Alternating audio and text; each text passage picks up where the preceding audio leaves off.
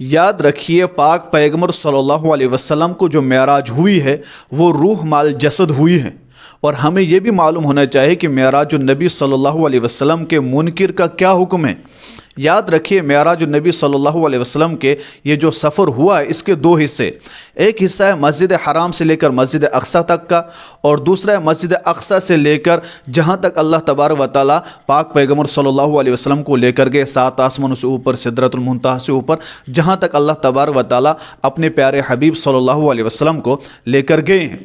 جہاں تک مسئلہ ہے مسجد حرام سے لے کر مسجد اقصی تک، تو چونکہ یہ قرآن کریم میں اللہ تبارک و تعالیٰ نے اس کو بیان کیا ہے، سبحان الذی اسریٰ بعبدہ لیلا من المسجد الحرام الی المسجد الاقصی، اس سفر کو کہتے ہیں اسریٰ،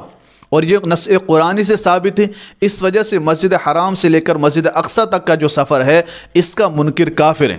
کیونکہ یہ قرآن سے ثابت ہے، اور اس سفر کو کہا جاتا ہے اسریٰ۔ اور بیت المقدس سے لے کر اللہ تبارک و تعالیٰ جہاں تک اپنے حبیب کو لے کر گئے صلی اللہ علیہ وسلم، اس سفر کو کہتے ہیں معراج۔ اس سفر کا منکر ضال ہے، گمراہ ہے، اور اس سفر کا مسجد حرام سے لے کر بیت المقدس تک کا جو سفر ہے اس کا منکر کافر ہے، چونکہ یہ نص قرآن سے ثابت ہے، اور بیت المقدس سے لے کر